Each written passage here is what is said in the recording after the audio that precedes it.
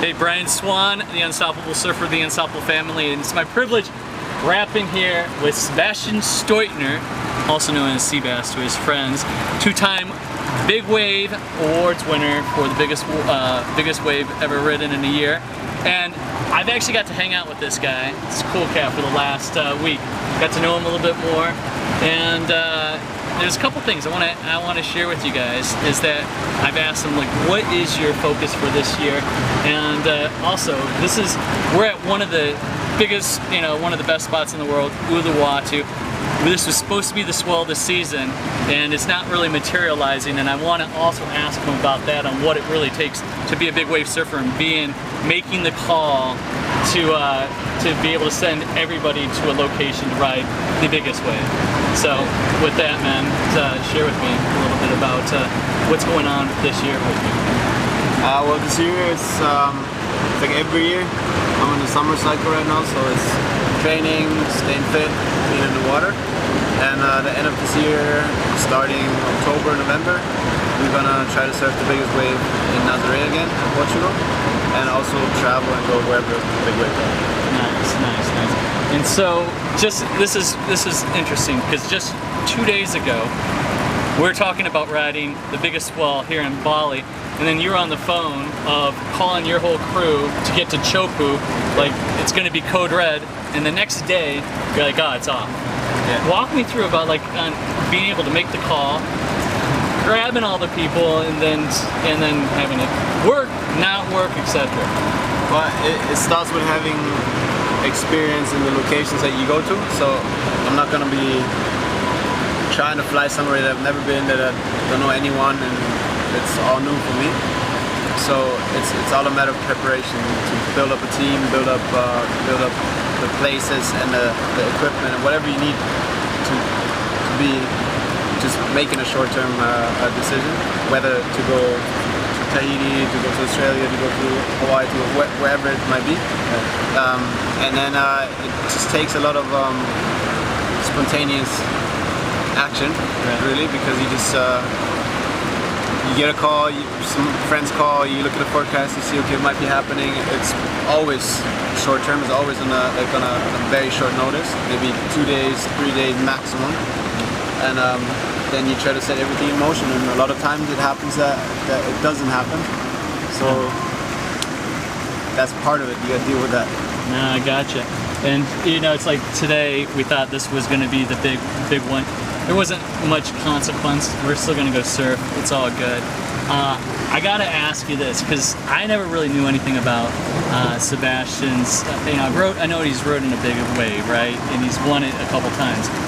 But it was over this last week when I got to really know Sebastian. It was from one of our mutual friends, Axel, that I met 7 years ago. And this is the cool thing. I got to hang out with you. He's an average guy, and I've always had this idea of, like, who is this German guy who rides big waves? And I create my own stories, and I got to ask you, I'm like, hey, share your story with me, and he got to share his story. I'm like, you know what? I asked somebody else, and they had no idea. Like, I never knew about the guy, and I go, well, why don't you have a videographer? Because I want to, if you're gonna watch this, we're gonna be having a special contest. Yeah. And it was an idea. It was actually from one of our film guys 3 years ago, and a mutual friend, that he put a contest out to have somebody follow him around and experience the life of my friend Jabril at the time. Or still my friend. You're still my friend Jabril. No, but. It's interesting on seeing that happen, and how a filmmaker got to be able to follow somebody's life, travel the world. And I said, well, why don't you do something? And you're like, I've done that, but you said you had like a horrible experience one time. But do you mind sharing that? Because now you're actually gonna go back and do that, because you get to see the big waves, right, that he's riding, but it's behind the scenes and not just that big monumental thing. Well, it's all these things that we just spoke about. It's at one point it's really spontaneous. You have long hours. You might be sleeping for a couple of days at some time when you're traveling. Yeah. And the story, like the last time I tried it, was that we were working for a week. It was a little chilled, and then we went on a mission, and we didn't sleep for like a day and a half. And on the way back to Portugal, we went on a trip, and we're in the airplane, and the guy turns over to me, he's like, man, I'm done. I can't do this. This is not for me. I was like, what? So yeah, it has. Downside of it definitely is the long working hours, that spontaneous movements that you're gonna be stressing for sure at some point. You gotta be on point. You gotta be working independently. But I think it's one of the most interesting and coolest things to be part of, behind the scenes of the biggest wave in the world. Also to tell my story, to share my story. It's a challenge. It's an opportunity as well. So yeah. Now, Let's see what happens, huh? And so if you're watching this video before July 15th, maybe the end of July, this is if you're a filmmaker and I want to freaking see behind the scenes of what it's like to live searching for the world's biggest wave, you're going to be able to enter his contest. So that's just a little foreseen thing. And let me ask you one more question here, because the share the was it Share Me Waves? You can show it on your phone, your back of your phone, right? This, what this means. Don't show your credit card. This means we make waves.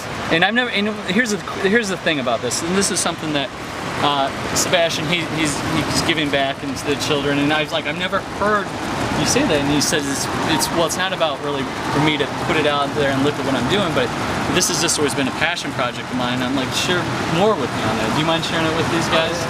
Well, the thing about me and sharing things to the world is that I've done everything myself, so there wasn't any big sponsor behind me ever.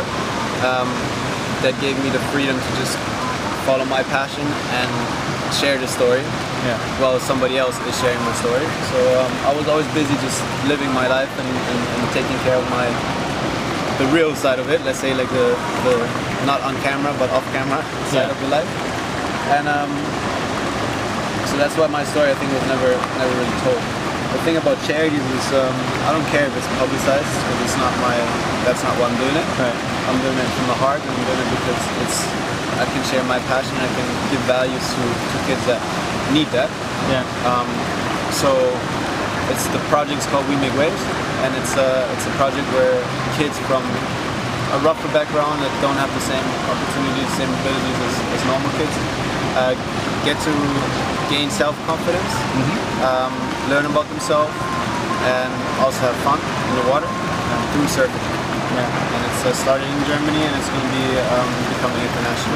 And you've already had a couple of events already. So this is an ongoing thing, and now it's a scaling it to a different level and bringing it to the people.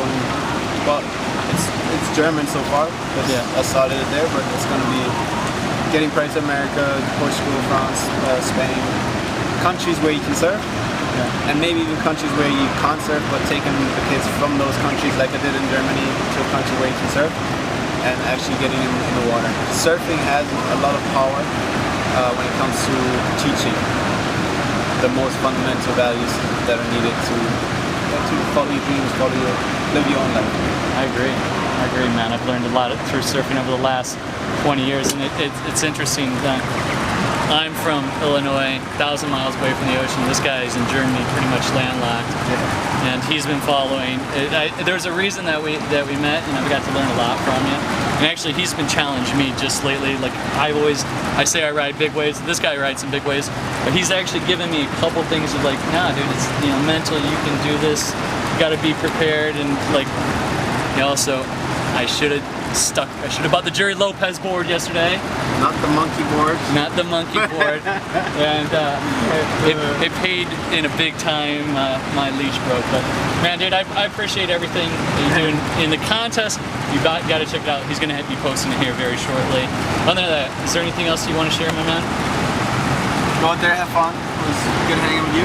Yep. And I know you can surf the wave. You got it in you. Here it's coming, hopefully. This is going to be my biggest wave, and if not, man, so be it. There's always going to be another swell, right? That's it. All right, man. And this is what I say, boys, be unstoppable. Over now.